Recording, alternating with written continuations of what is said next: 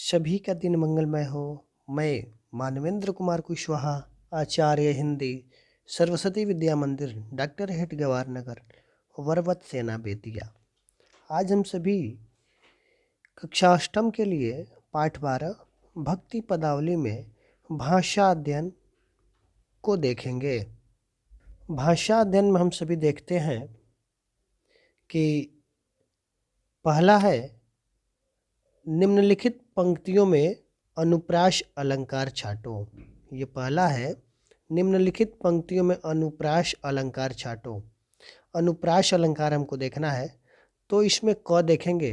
क में दिया है जाके सिर मोर मुकुट मेरो पति सोई। अब देखिए, अनुप्रास अलंकार की बात कही जा रही है, तो आप सभी नोट कर लेंगे अनुप्रास अलंकार की परिभाषा। देखिए, अलंकार के 3 भेद होते हैं। पहला होता है शब्दालंकार, दूसरा अर्थालंकार, तीसरा होता है उभयालंकार। तो अनुप्रास जो दिया गया है यह शब्दालंकार में आता है। काव्य के शब्दों के द्वारा जिस काव्य में उसकी शोभा बढ़ती हो, या काव्य में जब शब्दों के द्वारा चमत्कार उत्पन्न होता है,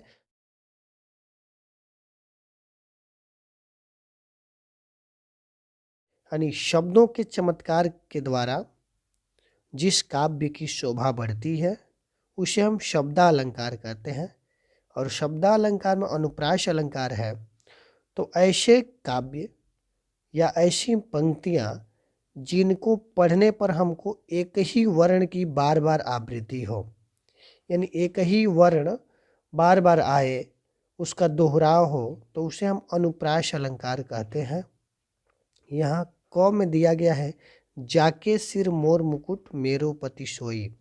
तो यहाँ देखिए, ज वर्ण है, यहाँ स वर्ण है, यहाँ म है, यहाँ म है, यहाँ म, अब यहाँ प है, यहाँ स। अब देखिए, अनुप्रास में होता है 2 या 2 से अधिक बार वर्णों की आवृत्ति होने पर अनुप्रास अलंकार होता है। तो यहाँ पे देखिए, म वर्ण यहाँ पे शुरू में है, यहाँ भी म है और यहाँ भी म है। यहाँ 3 बार म आया है, इसलिए यहाँ पे म वर्ण की आवृत्ति होने के कारण अनुप्रास अलंकार है। समझ में आ गया होगा। आगे हम ख में देखते हैं। ख में है जैसे चितवत चंद चकोरा। अब चितवत चंद चकोरा में देखिए, च वर्ण को 3 बार आवृत्ति हुई है, इसलिए च वर्ण की आवृत्ति के कारण इसे हम अनुप्रास अलंकार कहेंगे। इसी प्रकार से ग है क्यों करील फल भावे। तो क्यों करील, क वर्ण की 2 बार आवृत्ति होने के कारण यहाँ पे अनुप्रास अलंकार है। आगे देखेंगे, घ है सब श्वासों की सांस में। अब देखिए, सब सांसों की सांस में दिया है आपकी किताब में, तो इसमें क्या है, स वर्ण की 2 बार आवृत्ति हुई है, इसलिए यहाँ पे अनुप्रास अलंकार है। ङ में देखिए, ङ है न काबे कैलाश में।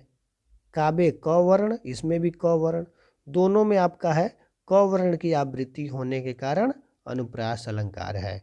एक बार पुनः बता देता हूँ कि जिस काव्य में एक ही वर्ण की बार बार आवृत्ति, आवृत्ति का मतलब होता है दोहराव, दोहराव, दोहराना, जब एक ही वर्ण की बार बार उस काव्य में या पंक्तियों में दोहराव हो, 2 या 2 से अधिक बार, उन्हें हम अनुप्रास अलंकार कहेंगे।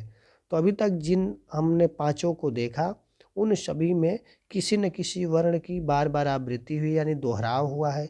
इस कारण से इसमें हम अलंकार को अनुप्रास अलंकार के दृष्टिकोण से देखते हैं। ठीक है। अब देखिए, इन कवियों या कवियत्री की भाषा पर ध्यान दीजिए। यानी 3 हमारे कवि आए हैं, एक कवियत्री आई हैं, जिनकी भाषा पर हम लोग को ध्यान देना है। तो मीराबाई की भाषा में राजस्थानी भाषा के शब्द हैं। मीराबाई की भाषा में राजस्थानी भाषा के शब्द हैं। रैदास और कबीर ज्ञानमार्गी शाखा के कवि हैं।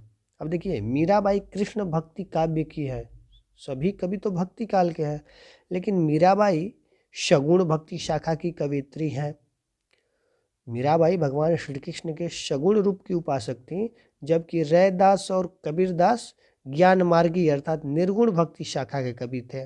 और इन्होंने किसी मंदिर मस्जिद की नहीं बात कही है, कही है कि भगवान तो सबके हृदय में वास करने वाले होते हैं, इसलिए इनको ज्ञान मार्गी शाखा अर्थात निर्गुण भक्ति शाखा के कवि माना जाता है।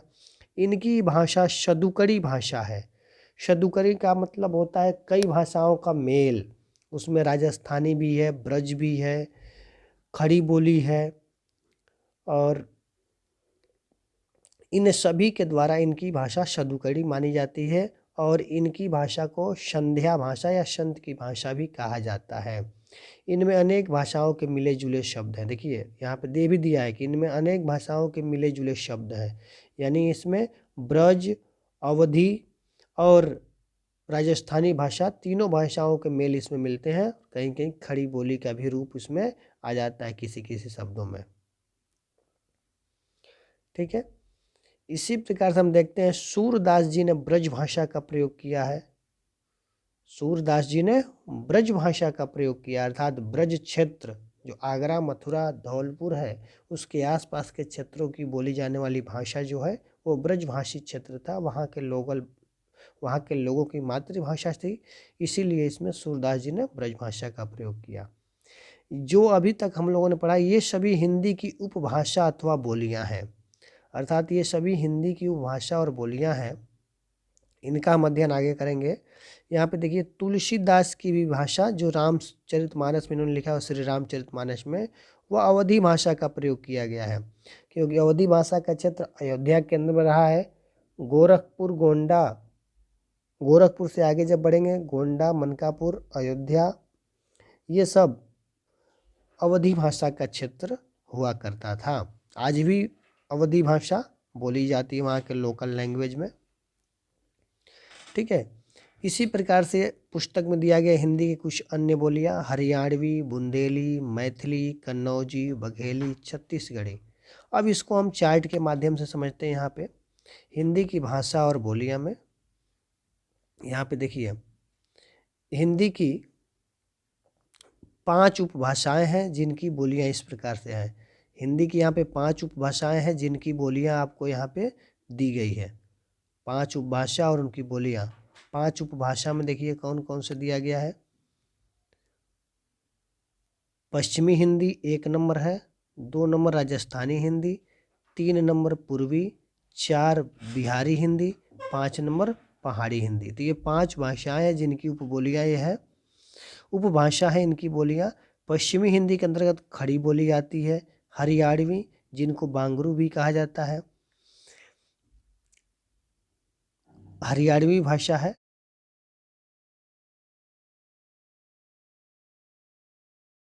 हरियाणवी है। दक्षिणी ब्रजभाषा बुंदेली, कन्नौजी। ठीक, राजस्थानी हिंदी को मारवाड़ी, जयपुरी, मेवाती, मालवी कहा जाता है। और पूर्वी हिंदी को बोला जाता है अवधी, बघेली, छत्तीसगढ़ी। बिहारी हिंदी को बोला जाता है भोजपुरी, मगही, मैथिली। पहाड़ी हिंदी है कुमाऊनी, गढ़वाली, नेपाली। पुनः देखेंगे यहाँ पे पश्चिमी हिंदी जो है खड़ी बोली हरियाणवी, बांगरू जिसे हम लोग कौरवी कहते हैं, कौरवी का रूप बांगड़ू है। यहाँ पे दक्षिणी जो दिया गया है कौरवी भाषा है, उपभाषा बोली है। ब्रजभाषा है बुंदेली, कन्नौजी। इस चार्ट को आप सभी लिख लेंगे जिससे आपको सभी इनकी उपभाषा और बोलियां, सभी भाषा और बोलियां आपके लिए स्पष्ट हो जाएंगी। अब आपके जानने के लिए है कि मीराबाई कृष्ण भक्त कवयित्री हैं। इन्होंने श्री कृष्ण को अपना पति मानकर भक्ति की है।